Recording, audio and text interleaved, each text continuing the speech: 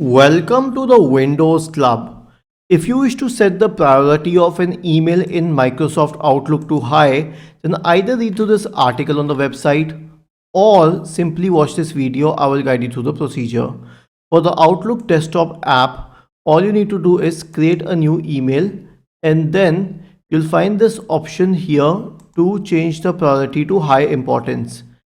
In case of the Outlook web app, create a new email and then click on this option here which reads as importance and change the priority to high.